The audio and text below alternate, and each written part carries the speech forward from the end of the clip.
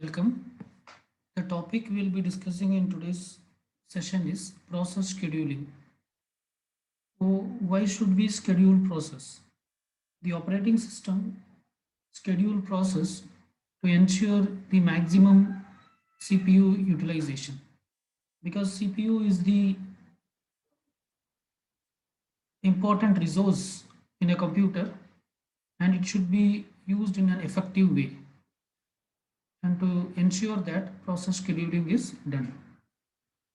The process scheduler is the one which selects the next instruction to be executed by the processor. And to do this, the process scheduler maintains several types of queues. So what are the queues the scheduler maintains? That we will be discussing now. So the first type of queue it maintains is called as job queue. The job queue is the one which contains all the process that are currently in the system. So it contains all the process that are currently in the system. And then we have ready queue. The ready queue is the one which contains the process which are ready for execution. The ready queue contains the processes which were ready for execution. They are just waiting for CPU to be assigned. And then we have the third type of queue which is called as device queues. So if any process is waiting for any IO device like hard disk or printer, then these process will be in the device queues. Say for example, there is a process P1 and this process want to access the IO device hard disk, but hard disk is already getting accessed by some other process P2. Then until P2 finished accessing, it should wait. So for that, there is a queue, and that queue is called as device queue. Okay. So for different device, there will be different queues. So for hard disk, there will be a different device queue. So whichever the process waiting for the hard disk will be waiting in that queue. And for printer, there will be a different device queue. So the processes that were waiting for the printer will be waiting in that device queue. And during its lifetime, the process can move from one queue to another queue. So this diagram shows like how these various queues are managed by the operating system. So basically operating system uses linked list to maintain these queues. So you can see there are different types of linked list is here. Say, say this is a ready queue. Okay. So this particular thing is a ready queue. The first queue what we are discussing is a ready queue. So this, I mean this is a ready queue. So what this ready queue contains? So basically it is a linked list. So it contains two pointers, the head pointer and the tail pointer. The head pointer points to the first process and the tail pointer will point to the last process. Currently the ready queue contains two processes. What are they? It contains process 2 and process 7 and process 2. So the respective PCB, process control block, it is referring. So process control block includes all information about a process. Like we have discussed about this in the last class. It includes the process ID and it includes the registers. Okay, it includes all other information about a particular process. Okay, so there is similarly all these are device queues. All these are device queues for various devices. So the first device is magnetic tape unit 0. So here it is assumed that the system has two magnetic tapes. Uh, so the first is called as unit 0 and the second one is called as unit 1. So, so head is pointing to null. Okay. Tail is also pointing to null. It means the queue is empty. Currently no device is using the magnetic tape. Okay. Magnetic tape unit 0. Similarly, no device is using the magnetic tape unit 1. So here also head is pointing to null and tail is pointing to null. And this is disk, maybe hard disk. So hard disk, there are three devices are in the queue. Three processes are in the queue. Process 3, process 14 and process 16. Okay. So all these are in the queue. Maybe the disk may be currently executing the process which is pointed by head. So that is process 3. Okay, and these are the respective process control block. And here also there is a head pointer and the tail pointer. The head pointer points to the first process and the tail points to the last process. Okay. And there is a uh, and uh, and this is terminal. Terminal means your terminal. This is terminal. Terminal in the sense monitor. Okay, terminal means monitor. So basically it is a display device. So how many processors are waiting to use the display device? So all the processors that were waiting to use the display device will be kept in this particular queue, terminal queue. Okay, so currently there is only one process which is using the terminal, which is PCB5. So this process is pointing to this process is not so the next pointer of this particular process control block 5, next it is not pointing to anywhere else, it is pointing to null. And here both the head and tail are pointing to the same process control block of which corresponds to process 5, because this itself is the first process and this itself is the last process. So this is how the operating system maintains the different queue, and it ensures that process scheduling is done in a proper way. Okay, fine. Okay, so this diagram shows like how the process moves from one queue to another queue. So, so initially the job is coming from. So you can assume that here, we have job queue. Okay, job queue is nothing but all the process in the system is represented by the job queue. Okay, here you can say that here we have something called as job queue. Okay, so the processes will be one by one, it will be moved from job queue to uh, ready queue. Okay, depending on the empty space in the ready queue. So the process in the ready queue are ready for execution, and it will be allocated CPU whenever their turn comes, and it will be executed. And the process which is running, if it want to perform any IO operation, then it will place an IO request to the operating system. If the IO request is accepted, then it will enter into IO queue. IO queue is nothing but device queue. So IO represents device, any IO device. It will enter into the IO queue or the device queue. Okay. So it will enter into this particular queue because more than one device may request this particular IO. Okay. And then when there are no more device, or if this is the uh, when there are no more process waiting for this particular IO, then this particular process will be given access, and it will access the IO device, and it will perform the IO operation. Once the IO operation is completed, again it will enter into ready queue. Okay, so this is the case with respect to IO operation. Similarly, an executing process, if it time expires, for every process there will be a time slice. Maybe we may say that process 1 should execute for 3 millisecond, process 2 should execute for 4 millisecond, process 3 should execute for 6 millisecond, and something like that. Okay. So if for a particular process, if its time slice has expired, then it will then after executing that much amount of time, it will directly move into the ready queue, because it should wait for the next round of CPU allocation. Okay, it will continue until the process completely executed.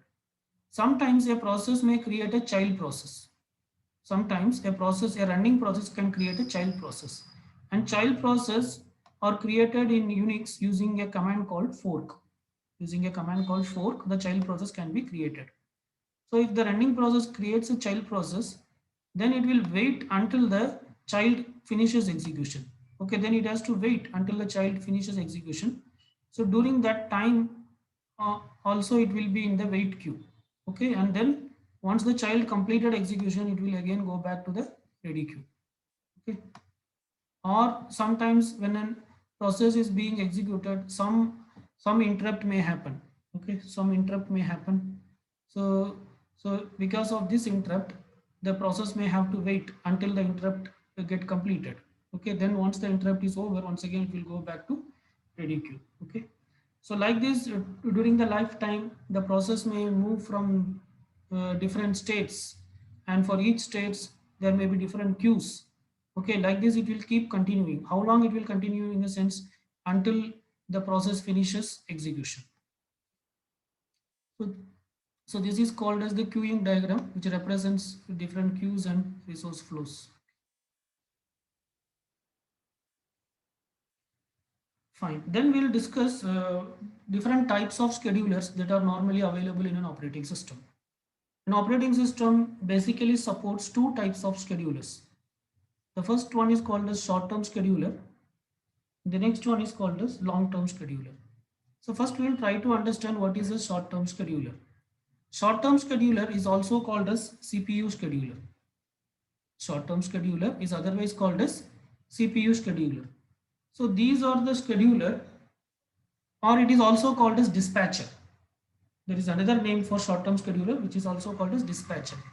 So these are the scheduler which moves the process from ready queue to the processor. Okay, so short-term scheduler is the one which moves the process from the ready queue to the processor. That is, it is the one which assigns processor with a particular process, and this scheduler should work uh, at a very higher speed because it will be invoked very frequently.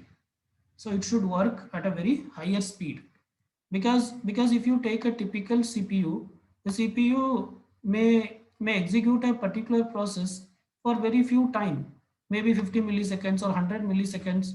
Okay, which is a very small amount of time. So within that time, immediately the scheduler should, once that 50 millisecond is over, the scheduler should bring the next job to the processor. Okay, so this should work very fastly, and it will be invoked very frequently. So this scheduler should be designed in such a way that it should be able to operate in at a higher speed. Okay, say for example, a job needs uh, a job will be assigned to a processor for 100 milliseconds. Assume that is, the processor will execute a process for 100 milliseconds. Okay, or let us assume for each process, this particular processor, it will before context switching each time, it will execute for 100 milliseconds. Okay, now let us say that it takes 10 milliseconds for the short term scheduler to decide which process should be next assigned to the processor. It takes 10 milliseconds for the short term scheduler to decide which process should be assigned to the processor. Okay, so in that case what happens in the sense, how much percentage of time is getting wasted. So how can we calculate this? How much percentage of the time is getting wasted? So the time which is getting wasted is, it is wasted in the sense, the time at which the CPU is not being utilized, because the scheduler is making the decision like which process should be moved into the which process should be allocated to the processor. So how much time is getting wasted? In the sense, it is equal to 10 by 100 plus 10, 10 by 110, which is equal to 0 0.09. Okay, is equal to 0.09, that is 9 percentage of uh, CPU time is getting wasted here. Okay, 9 percentage of CPU time is getting wasted here, because during that time CPU is not getting utilized. Okay, so now you can understand like at what rate this scheduler should be working. It should be working at a very high speed, right? Okay, so the second type of schedule that we have is called as long term scheduler. The long-term scheduler, these are the scheduler which moves the processes from the hard disk to the ready queue. Okay, short-term scheduler, what it does? It assigns the process from ready queue to the processor. Okay, whereas long-term scheduler is the one which moves the processes from uh, from the hard disk to the ready queue. Okay, so the long-term scheduler is the one which decides the degree of multi-programming, and these scheduler will not be invoked frequently, so they need not be as fast as the short-term scheduler.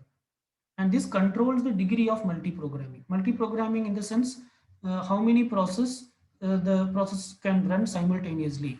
So that will be decided by the long-term scheduler. Okay. So short-term scheduler is the one which assigns the processor, which assigns the process to the processor. Okay, the process in the ready queue to the processor, and it should work at a very faster speed, and it will be invoked more frequently. And long-term scheduler is the one which moves processes from the hard disk to the ready queue. They will be invoked less frequently and they need not be that fast. And this controls the degree of the multiprogramming that is this scheduler decides like how many process the particular processor can execute simultaneously. Okay.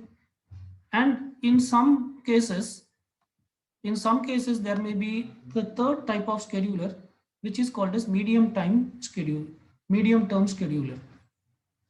Okay. So yeah, before going to medium term scheduler, let us discuss something else, which is called as a process can be of two types. A process can be of two types, either IO bound process or it may be CPU bound process. Okay, what is an IO bound process? IO bound process in the sense it spends most of the time in IO operation. IO bound processes, it spends most of its time in performing IO operation. Okay, say a particular process totally it needs 200 milliseconds to execute. That the total time required by this particular process is 200 milliseconds. But let us assume that out of this 200 milliseconds, it is spending 150 milliseconds in IO operation. Okay, then such a process will be called as IO bound process, because during its entire lifetime, it is spending more time in IO operation. And similarly, there is another type of process which is called a CPU bound process, which spends more time on computation. Okay, the CPU bound process are the one which spends more time on performing computations. Okay, so what does it mean? Say let us assume there is a process again which requires totally 250 milliseconds. So this particular process it totally requires 250 milliseconds. But let us assume that out of these 250 milliseconds, 200 milliseconds it spends on performing computation operation. Remaining 50 milliseconds may be on IO operation or something. So such process is called a CPU bound process. Okay. So now what the scheduler should do? Scheduler should ensure that at any point of time, scheduler should ensure that at any point of time, the ready queue contains a good mix of IO bound process and CPU bound process. Okay. There should be a good mix of IO bound process and CPU CPU bound process. Okay. So it is not that all processes are IO bound. That should not happen. All the process in the ready queue is IO bound. That should not happen. Similarly, all the process in the uh, ready queue or CPU bound, that should not happen. So long-term scheduler should ensure this. Why it should ensure that? If all the processes were IO bound, then what will happen? Then what will happen in the sense, most of the time these processes will spend in IO operation. Most of the time these processes will spend in IO operation. So CPU will be idle. CPU will be idle. So in that case, CPU will be underutilized. So CPU will be idle for most of the time. So it means that you are underutilizing the CPU. Okay. On the other hand, if most of the processes were CPU bound, then what will happen? In most of the time, CPU, the processors will be spending on computation. The processors will be spending on computation, and the IO devices will be idle, or the IO devices will be underutilized. Okay, so both should not happen. CPU also should not be underutilized, and IO devices also should not be underutilized. So either thing should not happen. Okay, to ensure that the long-term scheduler should make sure that at any point of time, the ready queue contains a good mix of CPU bound process and IO bound processes. Okay. So next, in some operating systems or some processor may support another type of scheduler which is called as medium term scheduler. So this scheduler is used to decrease the degree of multiprogramming. Okay. So long-term scheduler controls the degree of multi-programming, whereas medium-term scheduler is used to decrease the degree of multi-programming. So basically why it is used, in the sense it is used to remove certain process from the ready queue, or the process that are allocated to the CPU to hard disk. Okay, it may swap out few process to the hard disk. Okay, and later after a period of time it may swap in. So this process is called as swapping.